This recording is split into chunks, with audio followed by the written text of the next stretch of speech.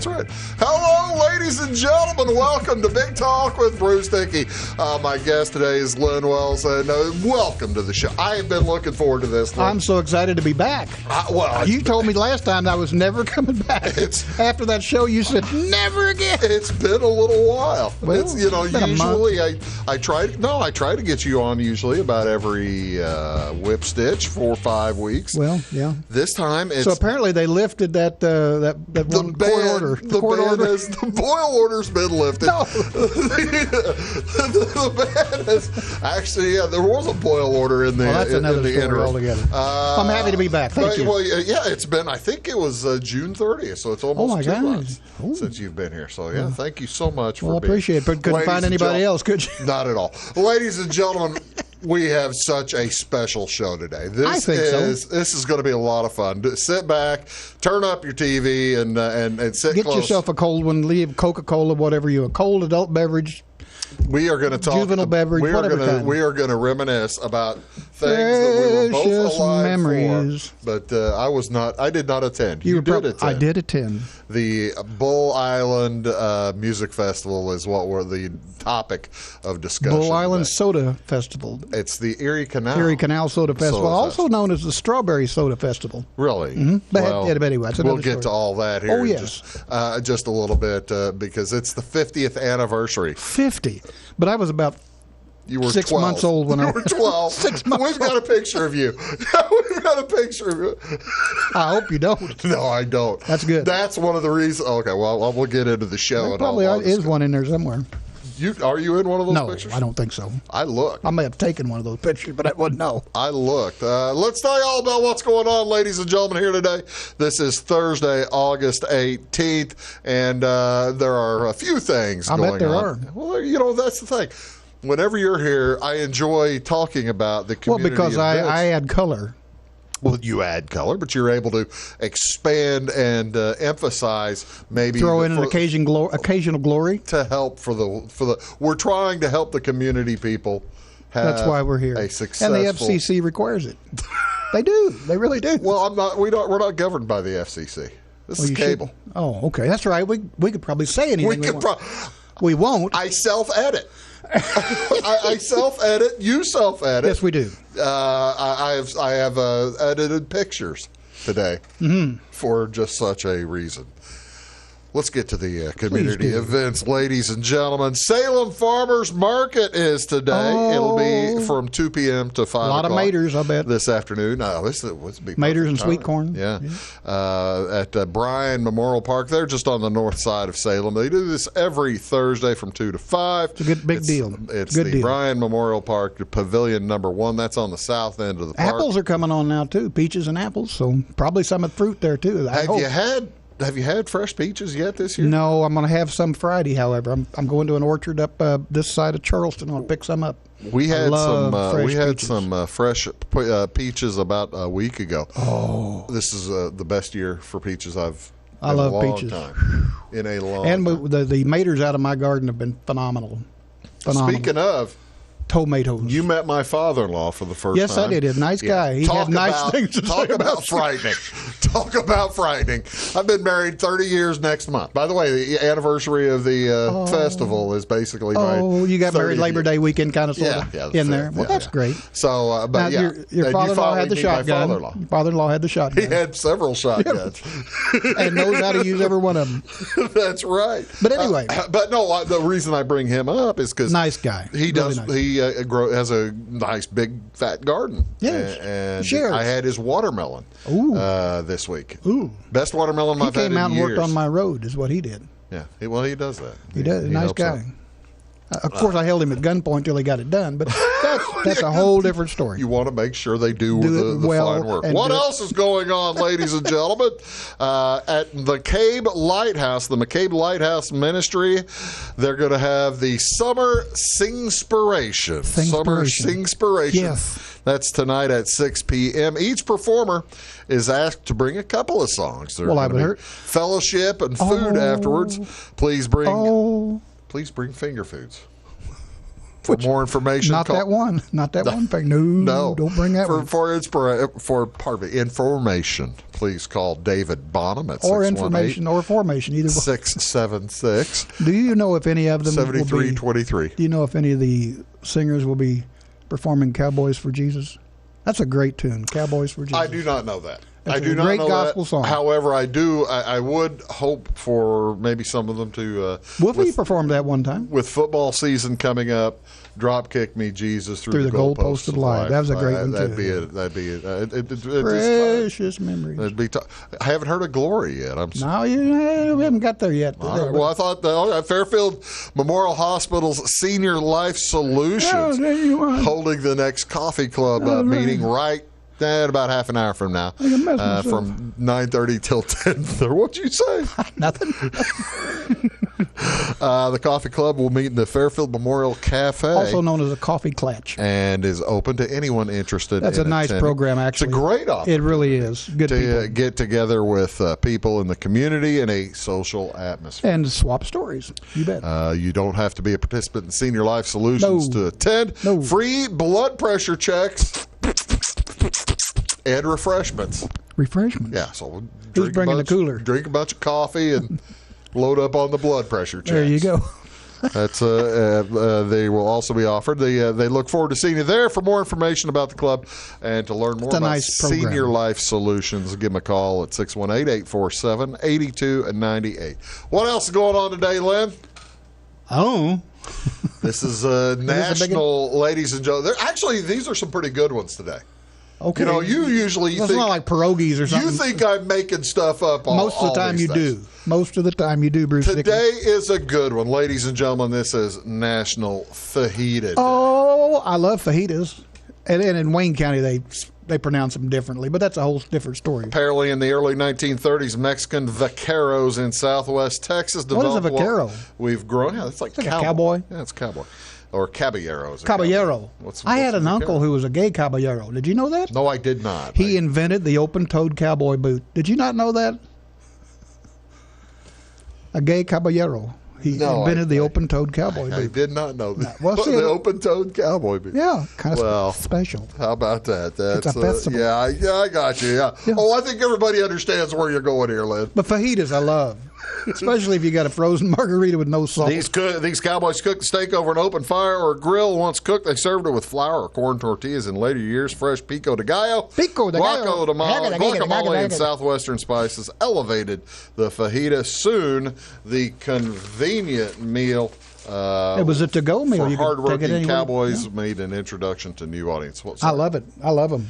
See, that looks like. I mean, looking at that one, I'm not a big fan of that. Well, I don't like the stuff they. That's way too orderly. Well, yeah, it needs to be like a hot mess, really and truly, to be good. That's a steaming hot. Look at the lime there, half a lime. Yeah, they got the half. Have the lime threw the half lime on there, and it's cilantro on top. That's so you can pick it up and just squeeze it on. In 2016, On the Border Mexican Grill and Cantina. They founded National Fajita Day to celebrate the sizzling Tex-Mex flavor of the fajita. Oh, how about that? You know what goes well with that? Beer. Well, also, and actually, you'd want the steak fajitas for this one because it's National Pinot Noir Day. Oh, Pinot Noir. This encourages wine lovers to experience one of the wine world's most versatile wines. It is. Pinot Noir's high acidity along with lower tannins. It complements food nicely.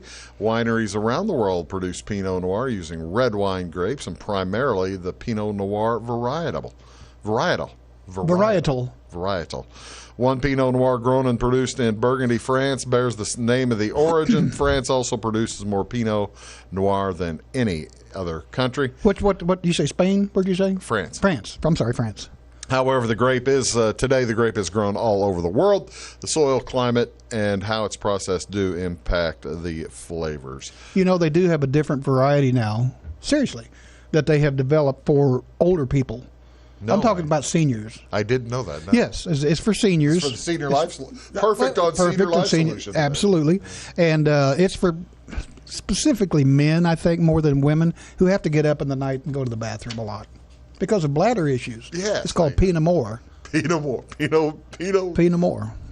It's a great variety. That is wonderful. You can get it at your friendly liquor store. Pinot Noir. Should you decant Pinot Noir? No. To drink it right straight out of the bottle. That's what it says. No, you could serve Pinot Noir from the bottle. Bottle. Do chill it. Well, you should chill it slightly, and be careful when you throw it out the window. What kind of glass should you use to serve Pinot Noir? Now, that I don't know. In a red wine glass with a large bowl shape, just like that one, or I've got this one here. I like that. It's kind of a similar... and the Pinot Noir, you can just drink straight out of the bottle. Well, I didn't know that. I didn't know how the Pinot Noir worked. Just take about 2 slugs before you go to bed, and it'll help you. How long... This is a good question. Timely question. How long does an open bottle of Pinot Noir last? Depends whose house. I'm going to say no more than 2 days. No more than 2 days. That's a guess. You must recork your bottle of Pinot. It will retain its flavor for 2 to 3 days. You know this. Well, yes, you did work in a bar for a while. I did, actually, many years. National Ice Cream Pie Day, ladies and gentlemen. I love ice cream pie. Oh, ice cream pie. That's an outstanding looking pie. Did you bring any? This is observed annually on August 18th. This is the second ice cream holiday in August. It honors the refreshing frozen dessert that comes peanuts in on many. Those cashews? I believe those are peanuts. I don't want peanuts on my pie. Those look like honey roasted nuts. Which I like, but it's not with my pie. What's ice cream? I don't care. Don't you put peanuts on a sundae? Well, no. Pecans. Pecans. Nuts. Nuts to you. Yeah, well, I can see that. National Ice Cream Pie Day. I'm happy about that. That's a good one. Ice cream pie. And I've got another cup. I got a picture of an even better looking ice cream pie. Mud pie. Mocha mud pie. See, now there's one for you. There's no ice cream on it. Well, that's great. I like that. No nuts on it, you mean? I like that a lot. Well, no peanuts. You don't like the peanuts. Don't like the peanuts. Claimed you don't like the peanuts. Don't like the peanuts. It's fine. I like to put peanuts in my Pepsi or something like that every once in a while. Let it foam. I've seen people do that. I used to do that when I was a kid. And people have, whenever people I was... choke to death doing that, too. Because their epiglottis they buy the doesn't... Pepsi or the Coca-Cola and go across the street to the gas station, bring over a bag of peanuts, just pour the peanuts straight in. Now that's an old-time deal. That's great. That is an old time. Well, you get you a drink and a snack right there together. What do you want to see on television, ladies and gentlemen? We're moving to this one. Major League Baseball. This afternoon, the Rockies are at the Cardinals. Antonio Sensatella versus Adam Wainwright. That's on Bally, Channel 630. At 2:05, Chicago's at Baltimore. Adrian Sampson versus Spencer Watkins. That is on Marquee, Channel 597. At 1:10, the Astros are at the White Sox. Luis Garcia versus Lucas Giolito. That's on NBC I know him. Sports Chicago. He used to work down at the plant, didn't he? Lucas did? Yeah. He may have. I think he worked at Minwax years ago. I think you're right. Maybe down at NAL. I forgot. I don't know which. Also, this is the opening game of NFL preseason week 2 tonight. I hope it's indoors because it'll be flaming hot. It'll be in Seattle. Oh, that'll be nice and cool. Yeah, nice. It's Chicago at Seattle tonight at Lumen Field. That's on Channel 601 ESPN at 7 o'clock. 7 o'clock kickoff. That'll be fun. I like football. You ready to talk about some rock and roll? Let's go. Actually, I don't have any pictures of any rock and rollers. You don't? But I've got pictures. This is going to be a lot of fun. We're going to talk We about... have pictures from Bull Island. Bull Island. And, thanks to the University of Southern Indiana Archives, I believe. I don't think... Can you call it the USI Archives? At that time, it was the SIUE or whatever. No, it was never SIUE. What was it? It became USI after... I don't remember. It wasn't SIU. Oh, what was it? We're going to have to think about that. You want some Big Talk with Bruce Dickey? Back in a sec. When you want an honest deal and hometown service without the runaround, go to Le Mans Chevrolet Chrysler in Fairfield. Let Gabe McGahey, Sheldon Bunning, Jeff Black, Dennis Downs, Matthew Rogers, or Caleb Dunn score the best deal for you on your next new or pre-owned vehicle. Parts and service departments with factory-trained technicians and express lane and state-of-the-art tire and alignment technology. Le Mans always inspects your battery, antifreeze, wipers, and tires for free. We want you prepared for the open road ahead. Open 24/7 at lemansonline.com. You'll like the way we do business.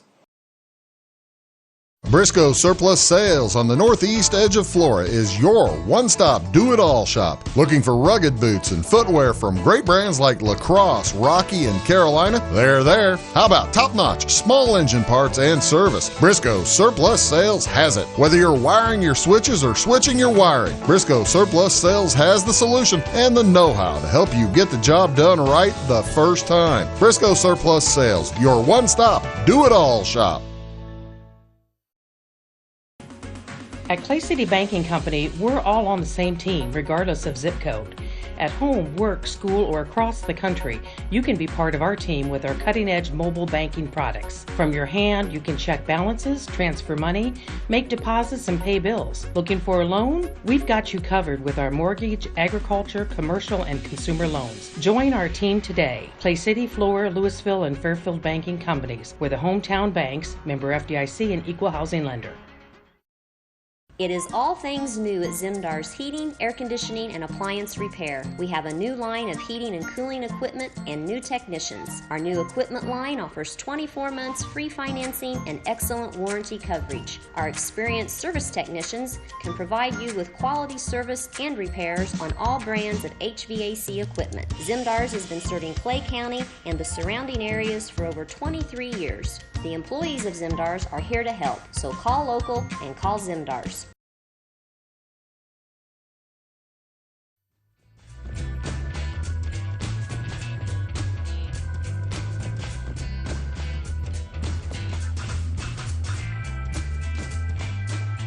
Hit the right button. Morning, ladies and gentlemen. Welcome back to Big Talk with Bruce Dickey here on Wabash Catch TV. My guest today is Mr. Len Wells. Thank you, Bruce. I wonder, my stream just cut off. I'm going to have to redo the We need to take YouTube. a break. No. We're good? No, we're good. It's still recording, so I'll That's just what take it counts. off the recording. Technical issue. Just had Always a technical- happens when I come. No, well, you know, it does. It does. Do you have some kind of magnetic field? Actually, around we you? have a CME going on today. Did you not know that? What's the CME? Corona mass ejection from the sun. Oh, really? It's So it's a sunspot grade or whatever grade it is. 3 solar storm going on right now today.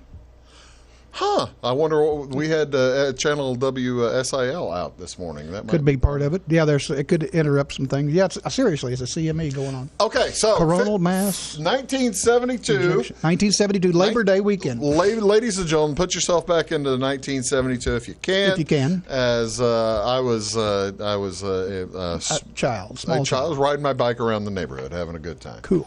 And then Len here was working as tirelessly as a reporter for Grayville, the A Mercury weekly Independent. newspaper, the Mercury Independent. What happened was I started to hear rumors there was going to be some sort of festival nearby at a place called Bull Island. A friend of mine was an Illinois state trooper. His name was Henry S. Kionka, and he was a state trooper. And he'd heard rumors there were going to be some things going on over there. And he said it was going to be in Bull Island. And Bull Island, of course, is a small island in the Wabash River that you cannot get to from Illinois. The only land access is by Indiana. Right. But it's in Illinois. It's an Illinois piece of property in White County. But the only land access is through Indiana via Griffin, Indiana, and the back roads. So Henry Kionka, he drives over there, and he figures out that they're building a stage. Something big is about to happen. So he alerts the authorities. It's going to be a big deal, and how are we going to handle this from a law enforcement standpoint? And everybody was like, I don't know. I have no idea. So that's how I first learned about it, was through a state trooper who's How close to the date was this that you learned? probably a week. Okay. A week before. They had just started building the stage, but there's a little back history to this, if I may. Go. Yeah. There were two promoters. It was Tom Alexander and Bob Alexander and Tom Duncan from Evansville, Indiana. They were the promoters, and they had seen how successful Woodstock was, and they wanted to do another Woodstock locally. 3 years before. And so they had 2 months prior to Bull Island, they had done a big festival at what's the baseball field, but not Bossy Field, the League of Their Own field. Bossy. Yeah, it was Bossy Field. They did a big music event there, and it was very successful. Had a lot of great artists there. They had Ike and Tina Turner performing and everything, and then Black Oak, Arkansas performed, and it was very successful financially. So we said, well, let's just do this over again, do it bigger. And so they planned to do it at Chandler, Indiana, which is in, I believe, Warwick County. At a racetrack. At the Chandler Raceway. They had made plans there. In fact, they had already started drilling water wells there and holes for toilets and stuff like that, hundreds of those, expecting this giant crowd. So the folks from Warwick County caught wind of this and said, whoa, we're not sure we want this. We don't know if we want this or not. So Warwick County officials, government officials, along with Vandenberg County, which is the next county over, went to court and said, we don't want any part of this. and got it stopped. Got Wow. an injunction against Bob Alexander and Tom Duncan. Okay. So it was ready to go at Chandler. So the two promoters then had like 2 weeks to come up with another location because they had already started selling advance tickets. Ladies and gentlemen, here is the poster for Erie Canal Soda Pop Erie Festival. Canal Soda Pop Festival in Chandler, Indiana. $20 a ticket. And they had been selling tickets already. Black Sabbath and Joe Cocker, a couple big names. Huge name. Allman Brothers ended up playing 2 years later before 400,000 people. The largest music festival ever. Allman Brothers was part of that, along with a couple other bands, Grateful Dead, and I can't remember. But I mean, Allman Brothers, not in 1972. They were getting big, but they weren't huge yet. Right. And then look at the other acts coming. Fleetwood Mac became giants. There was a little band that we now know is a huge band. It was the Eagles. The Eagles played. The band Eagles, they had just launched their first album in '72. Was not a big success. In fact, it never rose above 41 on the charts. Yeah. The Eagles were very new, but they did perform at Bull Island. The Eagles did before they were really big. Here's another little bit of a. This one doesn't give as much information about where the thing is. No. But this says the Faces are coming. Joe Cocker, Allman Brothers, John Mayles, Black Oak, Arkansas, of course. It's just a huge deal. Ravi Shankar. I mean, I could go on and on. Well, Doobie Brothers. They misspelled Ravi Shankar. Huh? They misspelled Ravi Shankar. No surprise there. No surprise there. Ted Nugent. Ted Nugent with the Amboy Dukes. Yeah, Ted Nugent. But anyway, so here they were stuck with all of their advertising was for Chandler. Advance tickets had already gone on sale. There they are. There's an advance ticket. So anyway, so they were selling those. So they had to. How were they going to tell everybody? By the way, also, ladies and gentlemen, take note down there at the bottom of the ticket where it says rain or shine. Oh yeah, a lot of rain, a lot of rain. So anyway, so I don't know where I lost my place. So anyway, they were stuck. Island. They were stuck with a.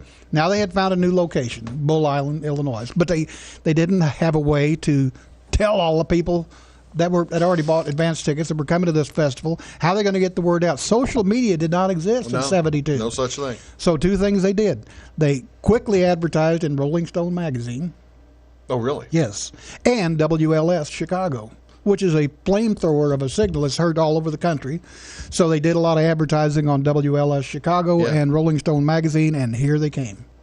People started flocking to Bull Island. Some of them had already purchased their tickets. I wondered how it got so big. It got so big by the social media at the time, which was radio and Rolling Stone magazine, which catered to rock and roll people. Right? We'll show you one last picture, then we're going to come back talk about the event as it got going. Here is the one. Here's the shot. That's Griffin, Indiana exit, the I-64 Griffin exit. Right, and you can see even right now there's where the fireworks up in the upper right corner is where the fireworks building is. Yes, so that's looking eastbound. This is looking looking west actually toward Illinois. Oh, there's the barn. You're right. This is looking west toward Illinois. And this is Friday afternoon. Right.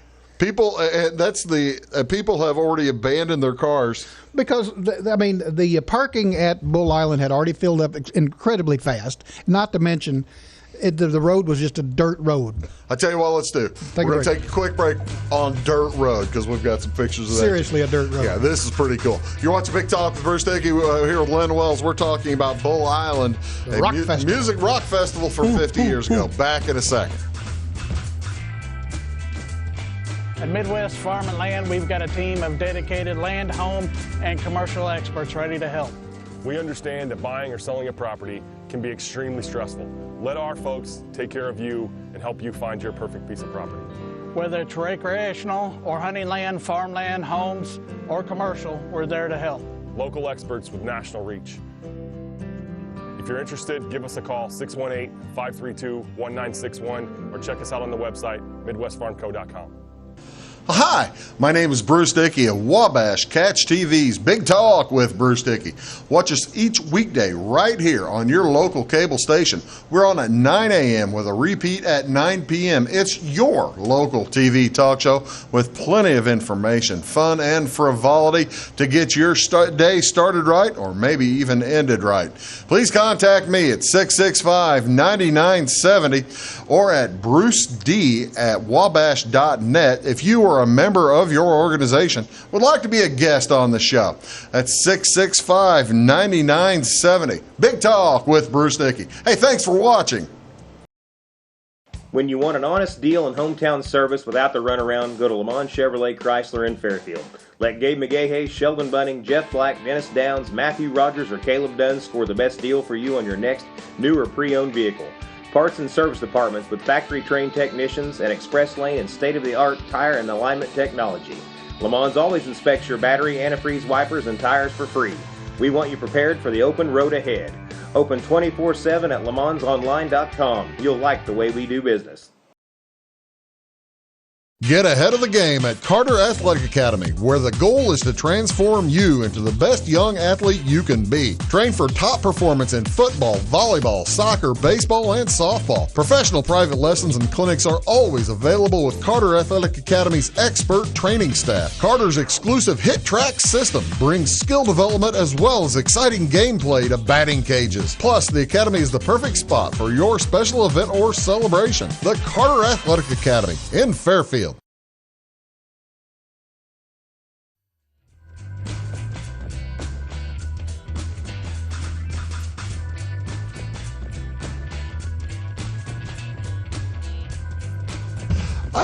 The button didn't take, so I didn't miss that. That's good. Hello, ladies and gentlemen. Welcome back. Big Talk with Bruce Dickey here on Wabash Catch TV. Len Wells is here, and from crimebeat.net, by the way. Yeah, if you haven't checked that out, it's crimebeat.net, one big word. Get on there. Free, no paywall.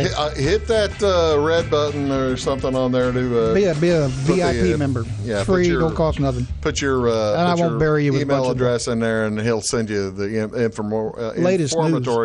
latest news. And I get about 3 a week.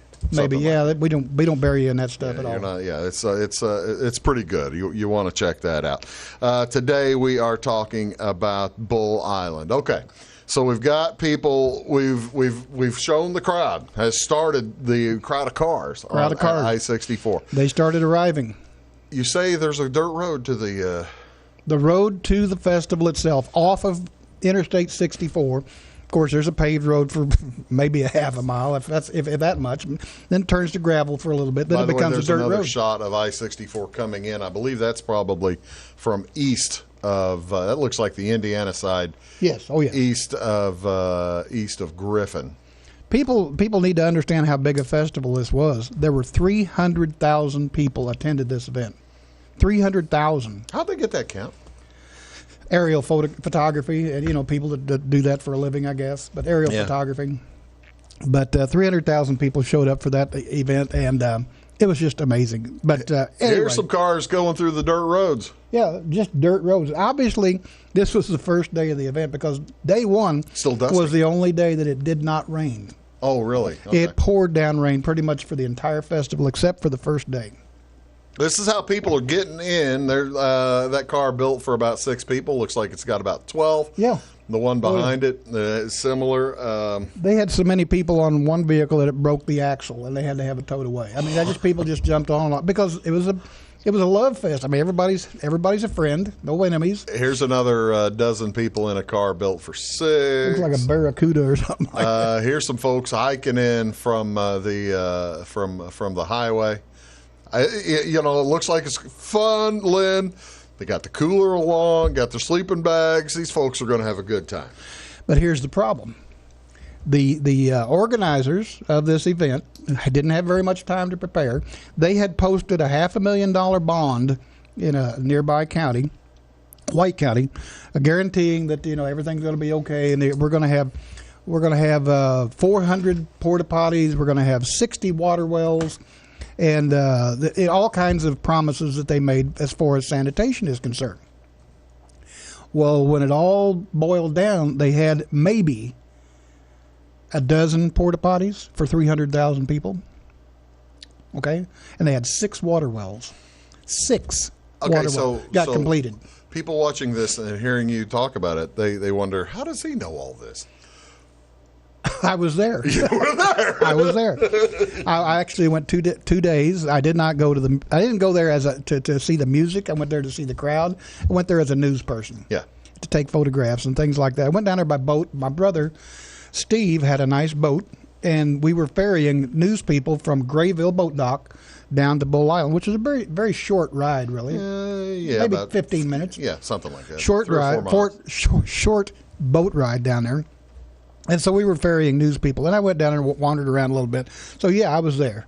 I was there to see it. And there was no sanitation. Absolutely no sanitation. There was almost no food. Almost no food. How in the heck does this happen? Poor organization. And not expecting 300,000 people. There's some more folks hiking in. You hope they brought food in that backpack. I interviewed a guy by the name of Dan Davis who wrote a book. May I just show this real quick? Sure. You don't need to. Anyway, Dan Davis is from Lebanon, Indiana. He was 19 years old when he went. Oh, he did go. Yeah, he did go. And anyway, it's another story. But he wrote this book about it, and you could probably Google that. And if you wanted to buy it, I'm not suggesting that you do, but it's a great book. It's a great read if you're interested in more information about Bull Island. Dan Davis from Lebanon, Indiana, wrote this nice book. You can probably just Google it and buy it that way. So, anyway, no food. So you had the Salvation Army had a canteen set up. They had, I believe, 2 doctors treating overdoses mainly. And you had some entrepreneurs who went in there with food trucks. My brother Keith was one of the entrepreneurs. Oh, really? Yeah, my brother Keith. And he was a hippie. God rest his soul. He was a nice hippie, good guy. And he took a camper in there and was selling ham sandwiches. And he wasn't gouging people because he's a hippie. He didn't gouge people. There were other people that were gouging, selling hamburgers for $10. Oh. In 1972. You don't do that. But anyway, he sold ham sandwiches. That's when you could go to Reban's and get 6 hamburgers for $2. Exactly. Yeah. So anyway, my brother was selling ham sandwiches. He ran out of ham sandwiches, and they turned his camper over and burned it. So that was the end of that. So the people that were cooking and selling the $10 hamburgers. I got to know. Yeah. How does insurance cover that? It doesn't. It doesn't. He said, what? So then he just hung around and watched the festival. Okay. Yeah, my trailer burned down, so what the heck? I'm already here. Yeah. So the people that were selling the $10 hamburgers in their concession stand, people just were outraged that it was $10. So a crowd rushed the grill, stole all the hamburgers, turned the concession stand over, and burned it. There was a lot of arson going on during the Sounds like. Absolutely, and understandably. So that was so. Then the people were left with only food that they brought with them. And this Dan Davis, he had with him, he had a canteen with water in it, and a couple of cans of Vienna sausages, and that's what he survived on for 3 days. Because you couldn't get fresh water? You couldn't get fresh water if you could find one of the operating 6 water wells. So it was a mess. I tell you what, let's do. By the way, I had one other picture here showed the people coming in. There's a lot of people in that pickup that we can't even see. Oh, absolutely. I don't see how those are hanging out of the. I don't get that picture. Those people are in there. There are people laying in the bed or sitting in the bed. With their feet hanging out. So the bed is so crowded that they have to have their feet hanging out of the bed, and then there are people standing on the bumper to get in. Yeah, but I mean, you're talking 300,000 people. That's incredible. It was incredible. That's great. I tell you what, let's take another quick break. We'll come right back, tell more of the story of Bull Island. Again, 50 years ago this Labor Day. 1972. 50 years ago this Labor Day. That's Len. I'm Bruce. Back in a second. Having car trouble, need a tow, or just some routine maintenance? Butcher Automotive in Louisville has you covered. Locally owned and operated, Butcher Automotive offers complete vehicle repair services along with tire sales and wheel alignment. They're your local Hankook tire and interstate battery dealer. Butcher Automotive offers free local pickup and delivery so your car can be repaired while you're at work or at home. Butcher strives to treat everyone's vehicle as their own. At Butcher Automotive, they don't want you to give them your business, they want to earn it. Does your home show signs of foundation problems? Call the experts at Woods Basement Systems.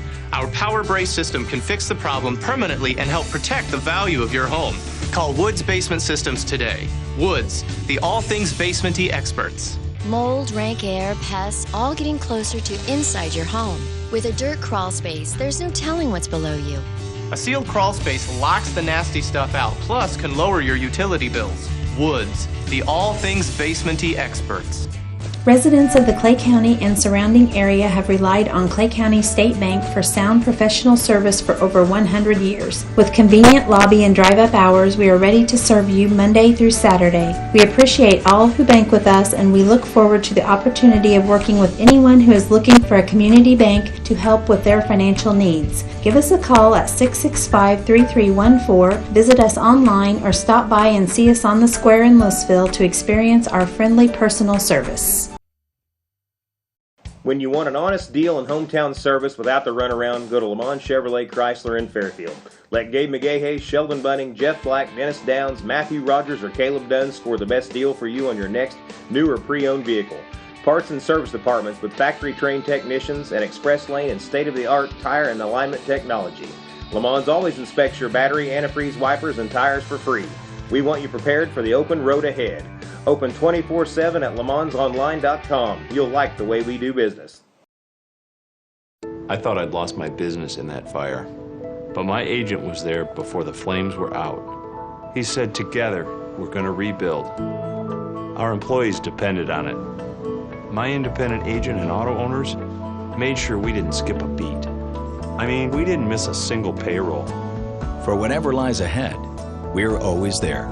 Auto Owners Insurance. North Wayne Insurance Agency in Flora is your local independent auto owners insurance agency.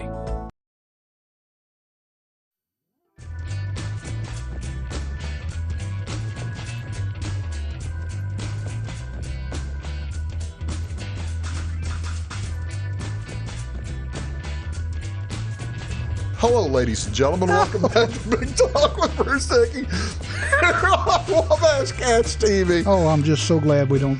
Len Wells is here. Yeah, So the outtakes. we both lose jobs. Oh. I mean, we've both lost better jobs than their worst jobs. Oh, gosh, yes. Much worse. Never lost a better job than this. As we are talking about the Bull Island Music Fest. Why is it no longer called Erie Pop whatever? Because it's easier to say Bull Island because that's where it was. And nothing else has ever happened there other than corn has grown? Cattle and corn.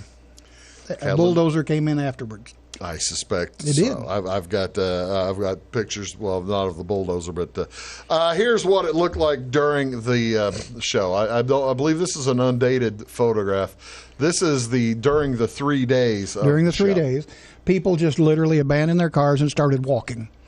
They started walking. Now, what you have to understand, it's about 4 miles back there. Yeah, I was going to say it's not the easiest. Well, it's flat, I guess, but I mean it's not. Yeah, but it's flat, but it's still a long distance. It's not like it's just around the corner. No, you got to walk and walk and walk and walk. And there were vehicles going there, so everybody piled on other vehicles and off they went. But you look at that picture that you had there. Look at the literally thousands of cars that just pulled off the interstate and just left them either in the median or alongside the road. They were, it was a mess. And there was some question, well, what do we do now? Should we tow these vehicles? How the heck were you going to tow them? All you could do is just it's going to, this too shall pass. How many tow trucks would it take? You couldn't do it. And that's what the Indiana and Illinois State Police came to the quick realization, just let it be. Let it be. Let it be, let it go. Let it be, let it go. It's kind of a precursor, I suppose, to Hog Rock or something like that. Yeah, Hog Rock is nothing. Hog Rock brings in 12 to 15,000, maybe sometimes 20,000. This is 300,000. This is a little bit bigger. Different. But the traffic is amazing. And I've got one other picture from the traffic, and I only like this because I just kind of thought that's I-64. Taking a break on I-64. Guy's sleeping. Oh, he's tired. And this is pre-show, I believe. Yes, absolutely. He hadn't got there yet. Hadn't even started the walk, the trek. He hadn't started the walk, and he's still. And the thing about it is, Bruce, people came from all over the country. I mean, Oregon to Florida, Maine, all the way down to, California. People came from all over the country. Rolling Stone was a large magazine. Absolutely. Much bigger than it is today. Yeah. So the word got now out. They don't even have print. That's true, but between that and WLS and some of the other flame blowtorch radio stations got the word out. All right, so was this a Saturday, Sunday, Monday thing, or a Friday, Saturday, Friday, Sunday? Saturday, Sunday. Okay, so Friday is a nice decent day, day. Good weather, hot, a little August. hottish, like summertime in Southern Illinois. And then the rains came. Then it starts to get a little cold. Cold and rainy, nasty weather. And people weren't prepared for that. They didn't necessarily bring rain gear. It's summer. Yeah, it doesn't rain in the summertime, but it poured, and it was a mess. And what you have then is mud. Nothing but mud. Mud. And people were miserable, and they're wandering around looking for food. They're looking for water. They're looking for sanitation facilities, and there aren't any. By the way, Sonny Brown took most of the pictures that we're showing here. And he was a photographer for the Evansville Courier at the time. No longer with us, but... the Courier is now the Courier Press. But anyway, yeah, he took these pictures, and they're part of the USI Archives, which used to be SIUE, right? That is correct. ISUE. ISUE. Gosh. Indiana State University, Evansville. Excuse me, that is correct. Then it became USI full-blown. We finally realized, to much of our chagrin, yes.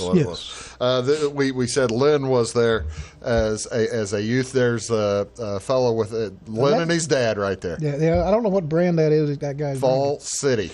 Oh, right out of Louisville, Kentucky. I'm so sorry. That is Fall City. That is terrible. There were a few children. This isn't actually you, though, is it? No. They made an announcement. Neither one of these are you. There was an announcement made from the stage during this festival that there was a young child in need of diapers. They made an announcement from the stage, and somebody actually came up with them. That's pretty amazing. Why would you? I don't know why you would take a small child to something like this, but it happened. I don't have the pictures. They are at that ISU, they're ISUE, but USI archive. If you Google Bull Island, you were talking about hygiene. Yes. What happened when folks are all that near a river and they need some water? What do they do? Well, a couple of things they did. Well, in terms of sanitation, once the promoters realized they didn't have the porta potties that they promised they'd have, they came in with, I don't know whether it was a tractor or a backhoe or what it was. They cut a long ditch. I've got that. They cut a long ditch, and that long ditch was basically a urinal. So there's people are throwing trash in there, but it's also a urinal. It's a urinal. So for people looking for privacy to do the number two, they went into the weeds along the riverbank. Seriously. And it was nicknamed the Turd Field. I'm serious. That's what everybody, if you need to go down to the Turd Field. And that's where people went and did number two. And it was horrific. Absolutely horrific. If you can imagine hundreds of thousands of people or tens of thousands of people needing to go to the bathroom, which you would. It's a 3-day concert. For a half a dozen porta potties. People would open the door and they would finally just knock them over because they were overflowing within hours of people getting there. So you had this urinal, which was a ditch, and you had the riverbank field. I'm glad that Mr. Brown didn't take a picture of people using the urinal as using the ditch as a urinal. No, but that's what that is. That's what that is. And that was how horrific the sanitation was. It was non-existent. However, if you wanted to bathe, you did what? You went to the Wabash River. People realized, well, I'm nasty. It's been raining on me, the dusty and everything, and so they just would wade into the Wabash and bathe. Some naked, a lot of them naked. I don't have pictures of those. Which is good. I'm not showing the naked pictures because this is a family show. Yes, and I saw a lot of that when we arrived by boat, just because a lot of people were bathing, men and women together, a few children. And what's amazing to me, there was only one drowning out of all that. It was a woman who tried to swim from the the Indiana side to the island, didn't make it, and drowned. Oh, wow. And there was one other injury of a bather who got hit by a boat prop and had a severely cut leg. So those are the... There was only one fatality. And the one fatality was the lady who tried to swim. Yeah. And crime, other than the arson, was non-existent. Not a lot of crime, other than dealing a lot of dope. A lot of drugs. A lot of drugs. A lot of drugs. I'll tell you what let's do, Len. Let's take one last quick break. And we're going to have a few pictures of the aftermath. And I do have, in all my searching, I found one picture of the stage. Oh, yeah. Just one. Because we haven't even talked about the artists that actually performed. Yeah, only about a third of those actually performed. Actually showed up. And for good reason. Yeah, we'll be right back here on Big Talk with Bruce Dickey. Len Wells here, back in a sec.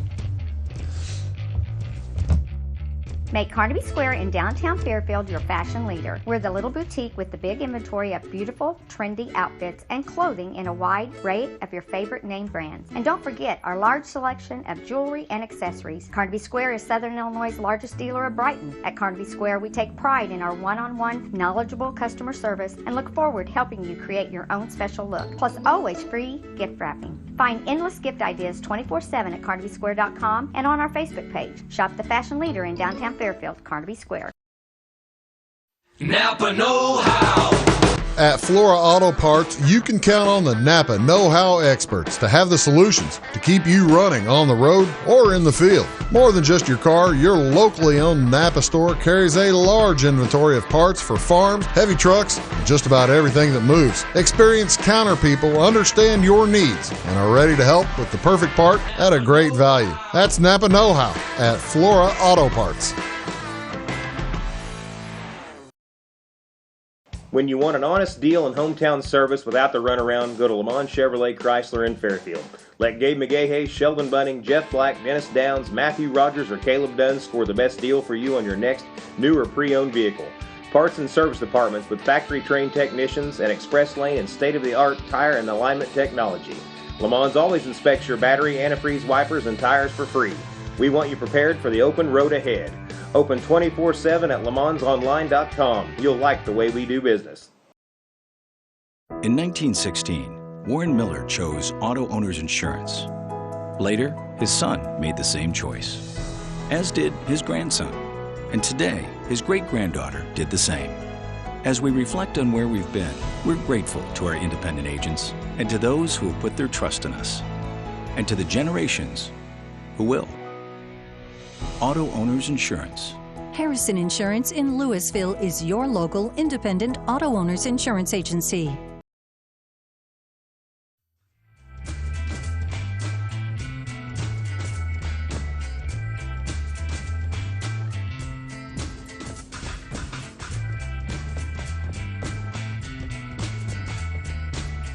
Hello, ladies and gentlemen. Welcome back. Big Talk with Bruce Dickey here on Wabash Catch TV. I didn't get it myself. It was given to me as a gift. Nice.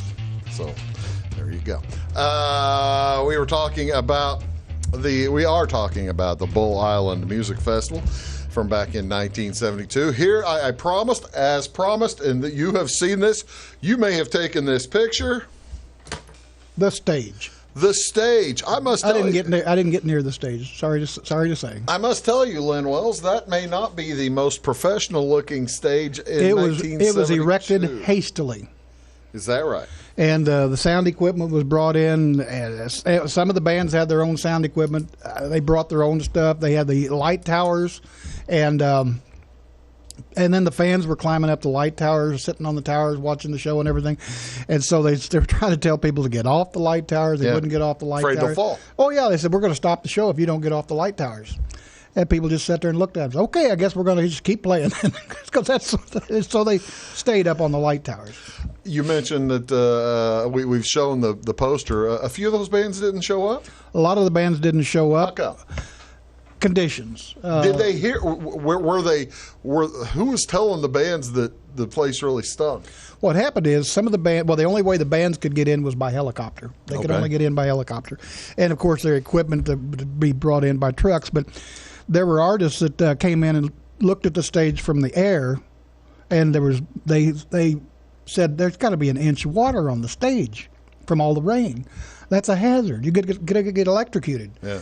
Then there were other artists that came in by helicopter and said, whoa, wait a minute, 300,000 people, or at least they suggested there was a huge crowd. I didn't sign up for this and wanted more money, wanted 30,000 more. Yeah. And if you don't give me more money, I ain't playing. And they didn't get 30,000 more, so they didn't play. So you can't blame them. No, you can't, because the contract safety concerns, as well as you got to get their paid safety for what could you're not due. be guaranteed. Yeah. And so a lot of the bands that were promoted, there were like 40-some bands that were going to be there. Yeah. And let's tell some of them who did. We had Vince Vance and the Valiants. They performed. Ted Nugent played. Ravi Shankar. The Amboy Dukes. The Eagles did play. The Eagles did play. It was an interesting thing about that. They were a very new group at 72. Right. They had just released their first album. The Eagles did. Yeah, we talked about Didn't do well. Yeah. Yeah. Only rose to 41s, the highest it went on the charts. So the Eagles performed, but they weren't a big deal. It was, there's another band. There's another band. Did Foghat?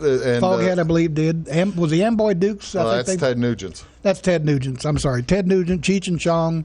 But Ravi Shankar just went on and on and on. Why would anybody want to see Ravi Shankar? Well, because I don't know. Other than the psychedelic aspect of this entire festival, that's kind of psychedelic music when you think about it. Yeah. The sitar that he's playing. Yeah. And he just went on and on and on, and people were complaining about, boy, I've heard enough of that. It's kind of like bagpipe music. You know, the first few notes are fine, and after that it gets old. I'm sorry, nothing against bagpipers. You don't mind listening to bagpipes as they're playing for Amazing Grace. Absolutely. You enjoy bagpipes in the parade as they walk past and keep But I walking. don't want a bagpipe playing Smoke on the Water. And Ravi Shankar, okay. I'm not going to say. I'm not here to say bad things about Ravi Shankar. Enough people have. Yeah, but anyway, so a lot of the bands didn't show up for safety, out of safety concerns, some out of money. Here's kind of another look at the stage, as well as just how big this was. Look how big. Enormous, and the people were hundreds. It looks like 100 yards back or more, but the stage was a mess. It was a hastily built, rough cut stage with very few. It was an interesting thing, and I wish now I could remember the name of the group. I guess it doesn't matter.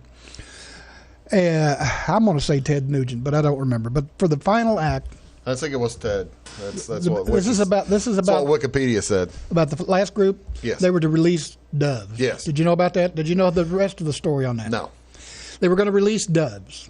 Okay, well they couldn't find Doves, so they sent a production manager out to find Doves. Couldn't find Doves, so they came back with pigeons. Came back with a bunch of pigeons to release for the finale. Okay. What they failed to realize, pigeons don't fly in the dark. I didn't know that. Did you know that? Pigeons don't fly in the dark. So they released them, and they come back, and they're lighting on people's guitar necks, on the light towers, but on people's heads. Pigeons went out, and they came right back. So that's how it ended. It's just one big flop. This is being billed as probably the worst rock festival in probably world history. Here are some folks dealing with the rain.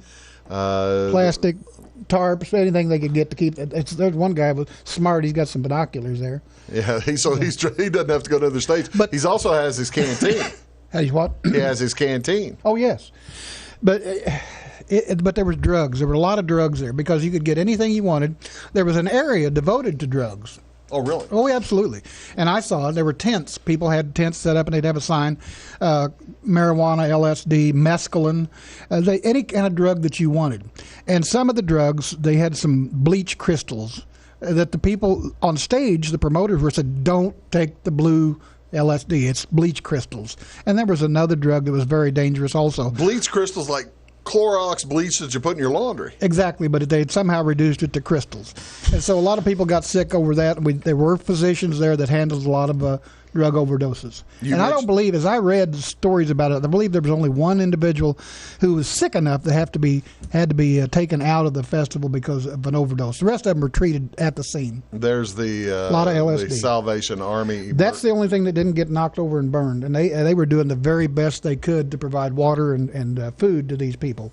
But the Salvation Army came in, and God bless them. God bless them. Here's kind of a look at the aftermath a little bit on the, you can see the stage in the background there. After the finale, Bruce, as people were leaving, they went up and they set fire to the stage. They burned it to the ground. Okay, so this is prior to the end of the This would be prior. These are people leaving, but the remnants of the crowd burnt the stage down, set fire to it.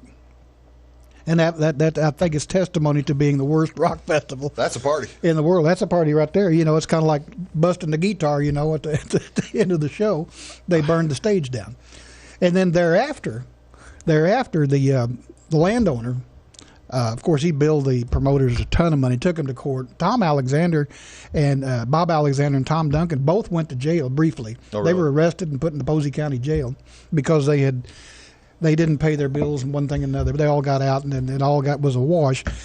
But the landowner, Mr. Hagedorn was his last name, hired and sent a bill, but hired a bulldozer to come in and just bulldoze the place because it was an absolute wreck. So if you were to go over there with a metal detector, all you'd come up with was beer cans.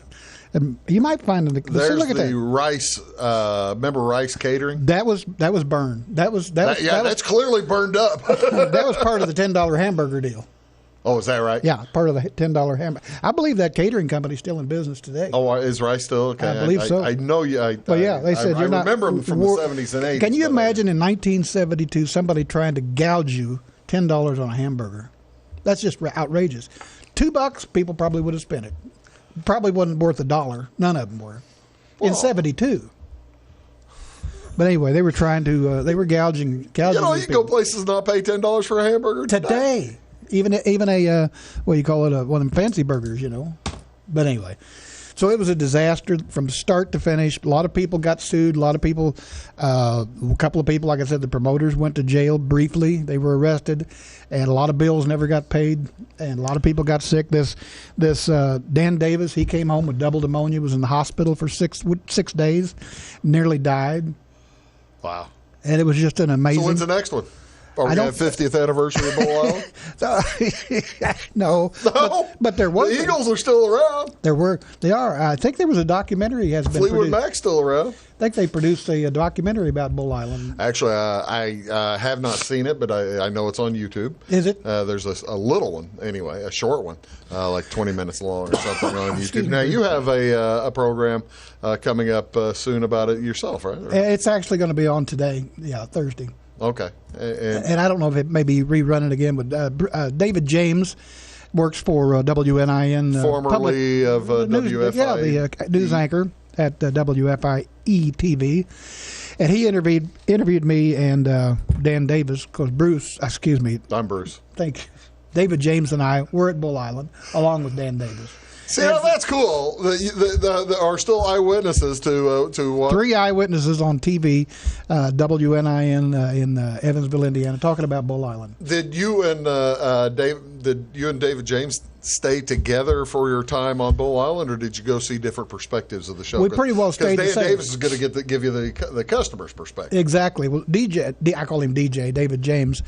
He had to come back pretty quickly to file a news report for the network, the NBC network. So we brought him back by boat, and he went to the Mercury Independent newspaper and filed a radio report by telephone. Okay. Then he'd go back and do some more coverage and come back and do another report. Whereas you sat there and watched people swimming in the river. I went there. Bruce, here's the thing. You see one naked woman, you want to see the rest. You see one, you want to see two. You want to see the rest of them. But I tell you, but I mean, if you look at the pictures, it really does kind of look like it was. It was a mess. 8 to 2 men to women too. It was a lot of women. There were a lot of men. I mean, yeah. There was there were some modesty. But anyway, the men were less modest than the women. But that was back in the day when we had free love and free peace. Love. And Dominus, Len, I'm glad. I'm so glad that you were able to join us. And this has been fun. This has been one of the more fun shows we've done, I think. Every show we do. I know, fun. but this is timely. This is timely. That's exactly right. Would you come back next time and tell us about the next Bull Island? If there is one, You'll be there. I'll be there. Ladies and gentlemen, Thank you so much for watching. We do appreciate it. That's Len. Thank you, Bruce. Thank you very much. Find him on crimebeat.net. Crimebeat.net. Check it it out. See y'all later.